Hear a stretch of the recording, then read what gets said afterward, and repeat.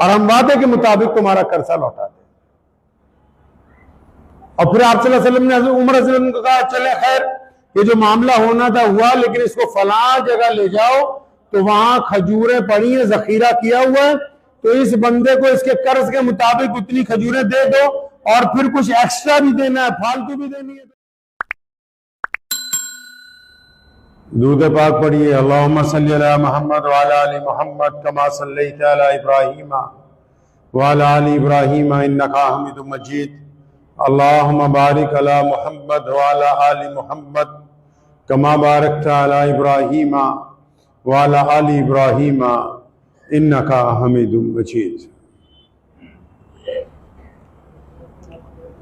मदीनतुल मुनव्वरा में प्यारे नबी जो बिल्कुल आप सल्लल्लाहु अलैहि वसल्लम के करीबी असहाब हैं, जो खिदमत में हमा वक्त हाजिर रहे, कि मेहमानों का तमाम इंतजाम, तमाम उमूर उन्हीं के जिम्मे थे, जिनमें सर फहरिस्त सैयदना बिलाल रज़ियल्लाहु ताला अन्हु, सैयदना अबू हुरैरा, सैयदना अनस, और इन हजरात की जो सरपरस्ती करते थे वो सैयदना अबू बकर सिद्दीक रज़ियल्लाहु ताला अन्हु और सैयदना उमर बिन खत्ताब रज़ियल्लाहु ताला अन्हु के जिम्मे था ये काम। तो मदीनातुल मुनव्वरा में एक शख्स है, उसका नाम है ज़ैद बिन दसना। वो यहूदियों का एक आलिम है। वो एक दिन इनमें से कुछ हजरात से मिला और उसने ये कहा कि मैं भी आसानी के साथ उधार पर पैसे भी दे देता हूं, सामान भी दे देता हूं, रकम भी दे देता हूं। तो चुनांचे अगर कभी जरूरत हो तो आप हजरात मुझसे भी जरूरत के वक्त जो है वो कर्जा ले सकते हैं। तो बात आई गई होगी, लेकिन एक दिन कुछ जरूरत महसूस हुई तो हज़रत बिलाल रज़ियल्लाहु ताला अन्हु ने उससे कुछ कर्ज लिया मेहमानों के आने पर। तो चुनांचे एक महीने का मामला तय हुआ कि एक महीने के बाद आपका कर्ज लौटा दिया जाएगा।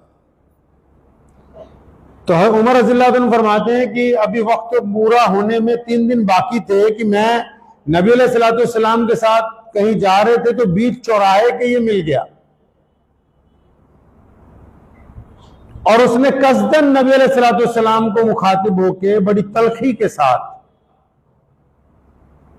नौजुबिल्लाह बड़ी नाराजगी से उसने ये कहा कि आपके इन्होंने गुलामों ने मुझसे कर्ज लिया है और आप लोग नौजुबिल्लाह वक्त पर कर्ज वापस नहीं करते। और उसने कुछ ऐसे लफ्ज कहे जो आज हम दोहरा नहीं सकते, लेकिन तारीख की किताबों में मौजूद हैं। उन लफ्जों का मकसद ये था कि नौजुबिल्लाह नबी अलैहिस्सलातु वस्सलाम इश्तियाल में आ जाएं, उकसावे में आ जाएं, भड़क जाएं।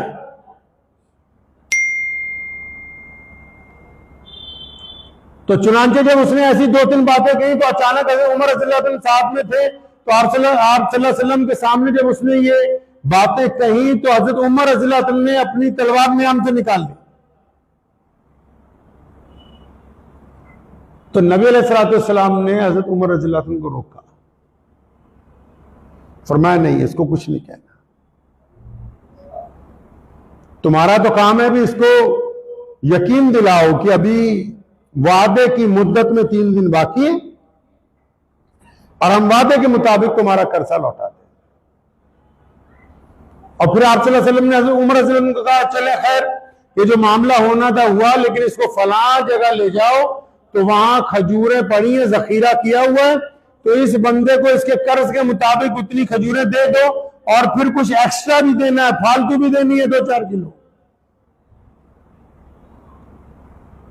तो उमर रज़ी अल्लाह अन्हु ने फरमाया, या रसूलुल्लाह सल्लल्लाहु अलैहि वसल्लम वो तो ठीक है, तो इससे कर्ज लिया था वापस देना, एक्स्ट्रा क्यों देनी है, फालतू क्यों देनी? फरमाया तुमने इस पे तलवार नहीं निकाली, जबकि सामने से भड़काने वाला, इश्तिहाल करने वाला भी दूसरा बंदा है।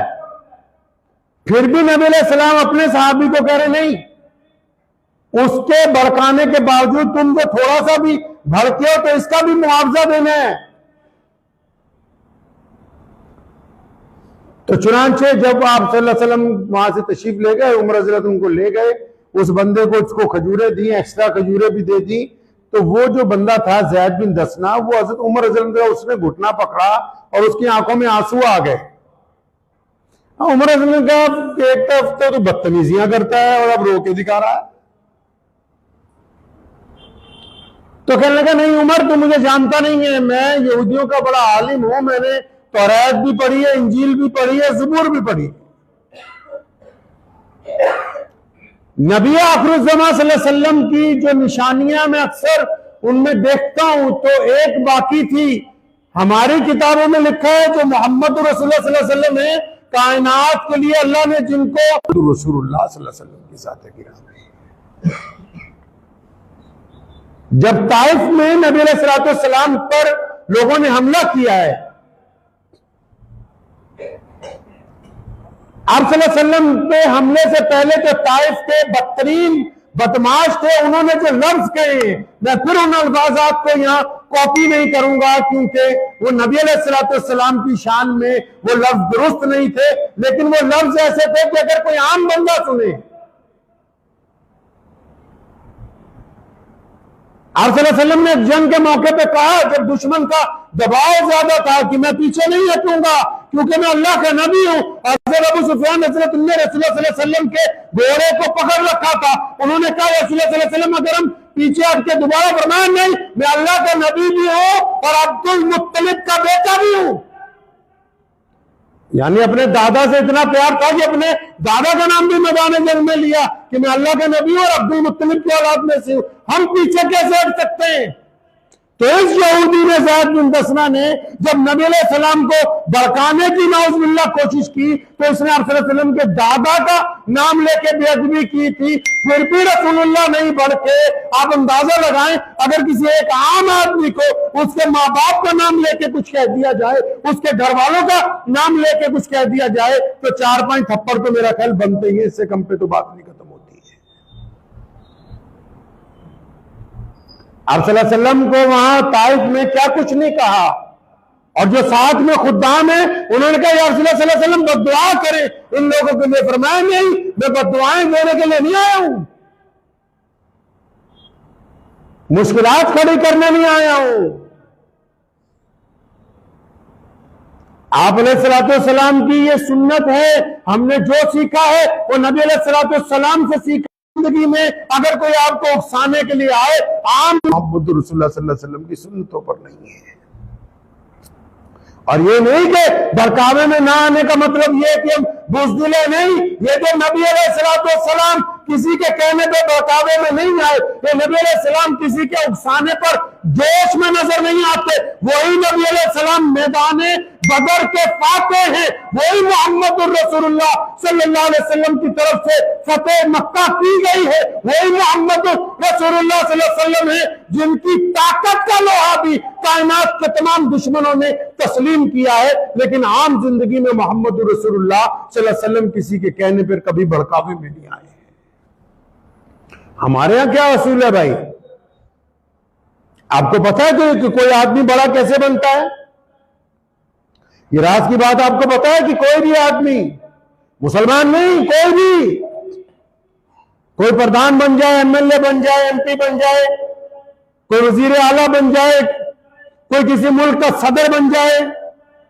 कोई किसी कौम का रहनुमा बन जाए, कोई किसी बड़ी पार्टी का प्रधान बन जाए, ये बनता कैसे है बंदा, बताओ आपको? चाहे मर्द हो या औरत, वो लोग दुनिया में कामयाब होते हैं जो सब्र और हिलम के जरिए चलते हैं, जो छोटी छोटी बातों पर उलझते नहीं हैं, जो छोटे छोटे तानों की परवाह नहीं करते, जो चुगलियों का जवाब नहीं देते, जो हसद करने वालों की तरफ देखते नहीं हैं, वो अपने मिशन की तरफ देखते हैं कि हमें कहां जाना है, किस तरफ बढ़ना है। अच्छा, जब ये ऊंचे मुकाम पर पहुंच जाते हैं, कोई भी हो, चाहे कोई हुकूमत हो, ये जब ऊंचे मुकाम पर पहुंच जाते हैं तो फिर ये बर्बाद कैसे होते हैं पता आपको? पहुंचते तो इसलिए ऊपर हैं कि इनमें सब्र होता है, हिलम होता है, ताकत होती है, तवज्जो नहीं देते दूसरों की तरफ, फालतू बातें नहीं करते, फालतू सुनते नहीं, लेकिन जब ये पूरी ऊंची चोटी पर पहुंच जाते हैं ना, जब बड़ी कुर्सी पर बैठ जाते, फिर बर्बाद क्यों होते? क्योंकि वहां पहुंचने के बाद सब्र इनके हाथ से छूट जाता है, हिलम इनके हाथ से निकल जाता है। फिर कोई भी इनका चमचा जब इनको आके भड़काता है, उकसाता है कि फलां ने तुम्हारे खिलाफ ये कह दिया, तो ये कहते हैं इसमें मुकदमा डाल दो, फलां ने तुम्हारे खिलाफ ये कह दिया, ये कहते हैं उसको मार दो, फलां ने तुम्हारे खिलाफ ये कर दिया, ये उसको कहते हैं निकाल दो। फिर जब ये दुश्मनियां लेने लगते हैं, जब ऊंचे मुकाम पर पहुंच के घटिया काम करने लगते हैं, तो फिर इनके तख्त, इनके ताज जो हैं वो चंद सालों में मिट्टी में मिल जाते हैं। क्योंकि ऊपर पहुंचे तो सब्र और हिलम की वजह से, वो ऊपर पहुंचने के बाद सब्र और हिलम बाकी नहीं रहा, इसलिए वापस जमीन के ऊपर आ जाते।